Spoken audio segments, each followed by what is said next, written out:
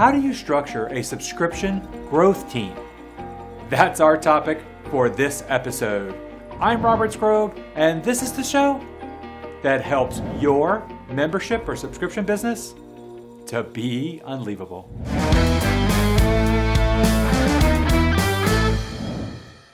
In my work, I interact with several dozen subscription growth teams. I get to see what works and what doesn't. Some of the challenges that I see that each lead to stalling growth or teams that implement projects very slowly. Important details slipping through the cracks. Great initiatives implemented poorly. Bad ideas implemented well. Subscription businesses that continue to struggle with bad economics, which stalls out growth or results in negative growth because they don't have their subscriber acquisition costs in line with lifetime value. In this episode, I'll reveal how the fastest growing subscription businesses structure their teams so that you can build a stronger team, get more implemented, and grow subscription revenue faster. Before we dive in, press the like button and also subscribe to this channel to make sure that you're the first to know about future episodes. A lot has been said about the subscription business revolution and the opportunities that it gives consumers together with the recurring revenue that businesses enjoy who implement it. The premise is to launch a subscription and you'll be successful.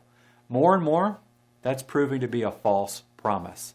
Subscription businesses have unique needs, and a subscription offer without a team that understands how to grow recurring revenue is an anchor that'll drag your business to a halt.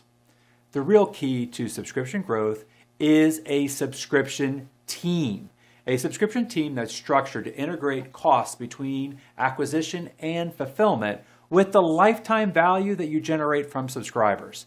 And based on that model, creates projects that a ready team can implement quickly and accelerate results. There are 4 key elements of a fast growth subscription team. First, the functional. These are the doers of the projects. They bring technical skill to the business. Copywriting, ad buying, native advertising, content marketing, graphic design, SEO, landing pages, email writing, email design, email delivery, list updates and maintenance, upsells, affiliate relations, onboarding email, product fulfillment, and everything else. There's a lot of functional expertise necessary to run a successful subscription business. A subscription business of any size needs a team with a solid expertise in these areas. A larger subscription business needs a great player in each of these areas, as the entire acquisition and retention system is only as strong as the weakest link. A significant number of subscriptions who contact me for help are fixed with a simple referral to a new member of their team that can deliver the work that's kind of at the level that the rest of the team has already achieved. And then that brings us to the second level. That's management. This is the level that makes all the functional areas work together. First, by integrating business systems. These help choreograph the team around recurring tasks. This way, everyone knows what's expected and the essential work gets completed each day. Emails go out, payments are processed, new buyers get the product fulfilled, monthly commitments get met. Systems make that happen in a way that is most seamless to the user and even to the team itself. And on top of business systems, there are projects. There's always a new website to build, marketing projects to implement, and product initiatives to launch.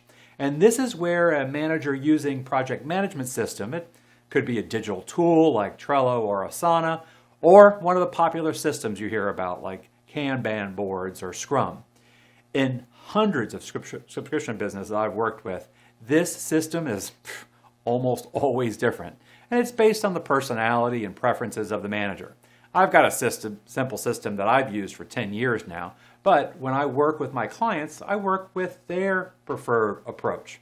And as long as the business systems and project management process is in place, then you're good. But even if you have the management systems and project management processes in place and that you're confident in, you must be alert to evidence that it's not working the way that you hope it does. Details slipping through the cracks. The simplest is actually the slow project implementation or simple details getting missed. When these things happen, it's evidence that these systems aren't working like they should. Maybe your system is great, but the people aren't trained on how they should work it. Or perhaps it's too complicated or not complete enough. And locking these down can help you accelerate implementation, provide a better subscriber experience because you're delivering consistently, and make you nimble enough to pivot and grow. Plus, management problems destroy the team. Members want to know what's expected of them, and they want the great feeling that comes from a job well done. Systems and project processes that clarify what's expected, the deadline, and how it fits with the growth of the business gives them the structure they need to flourish. And then that brings us to the third layer of subscription growth team, and that is strategy. You've got to have someone on your team who can identify what needs to be done. Most of the time, members of your team have clear ideas of what needs to get done for subscription growth. And from their perspective, with the information they have access to and the training that they have mastered, their idea is excellent. However, it may not be the right fit for the organization or the highest priority in the light of better information. It's the strategy level where somebody is given a goal, such as growing recurring revenue. Then, based on that goal, they identify multiple subscription growth opportunities, and this is where the decision to pursue subscriber acquisition or retention is often made. Then, within acquisition, do we use paid traffic with a source or offer a value proposition? You have several different levers you can pull in order to improve acquisition. If you're focused on retention, then is the focus, do we implement onboarding, an annual subscription renewal campaign, an updated cancellation process, or any number of potential retention processes? This is the most frequent part of my work, working with teams to identify the priority strategies.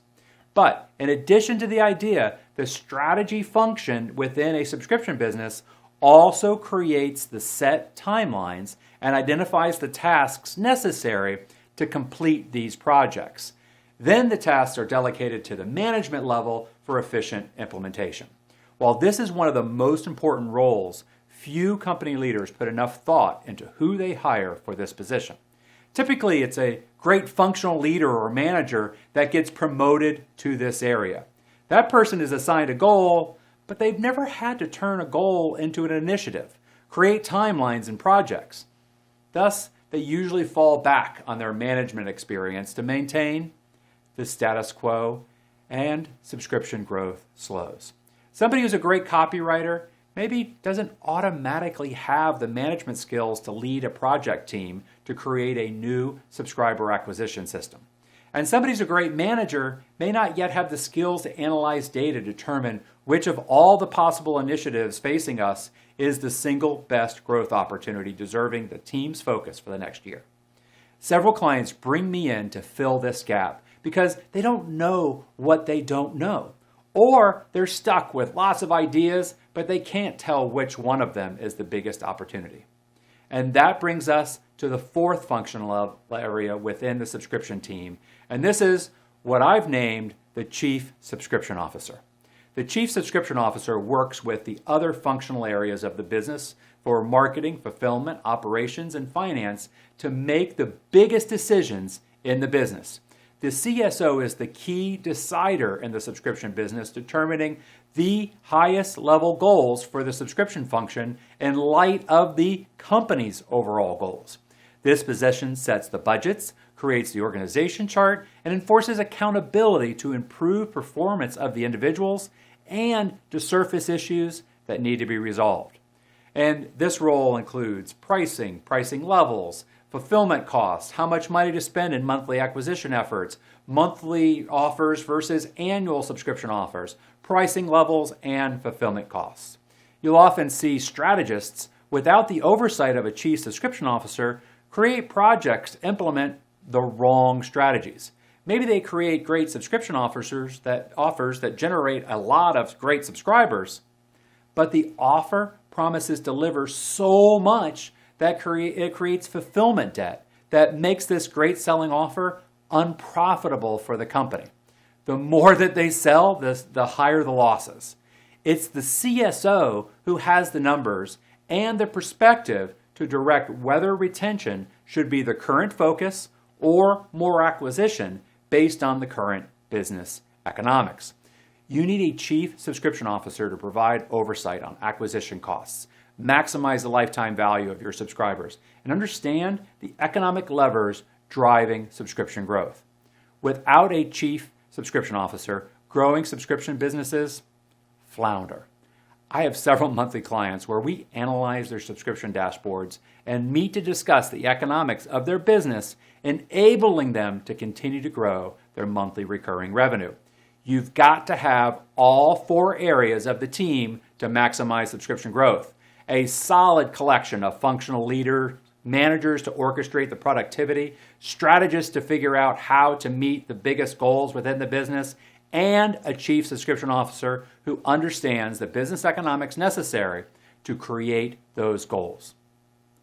That's what it takes to be unleavable.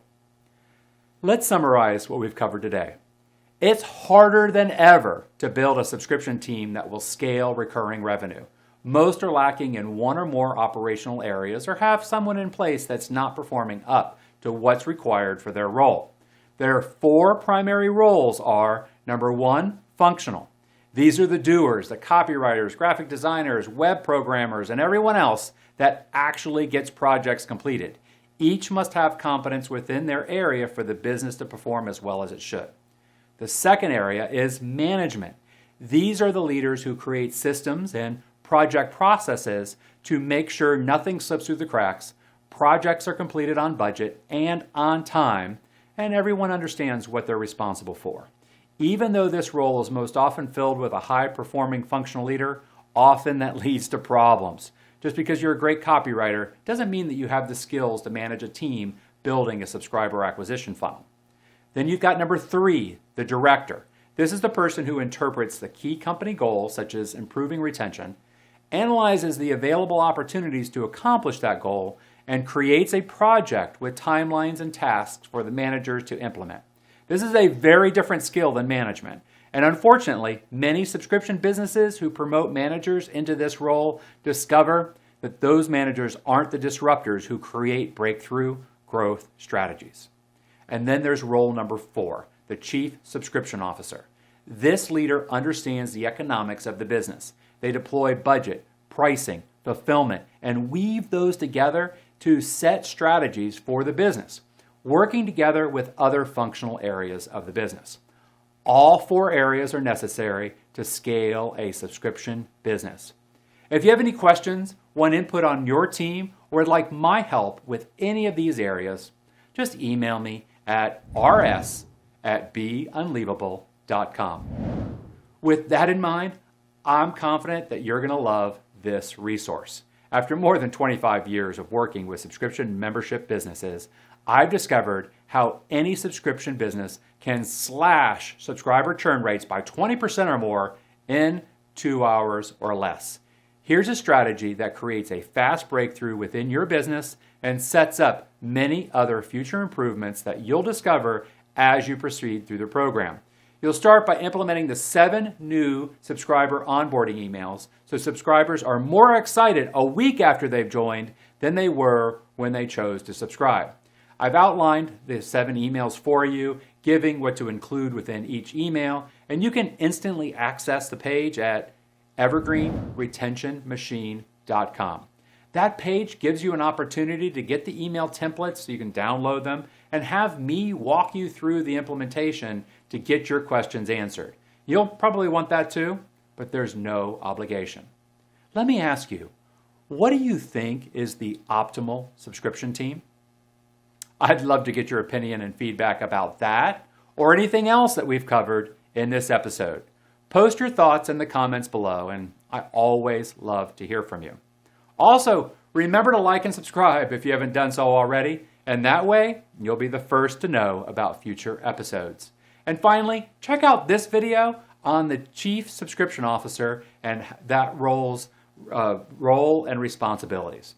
Enjoy that episode, and I'll see you next time on Be Unleavable.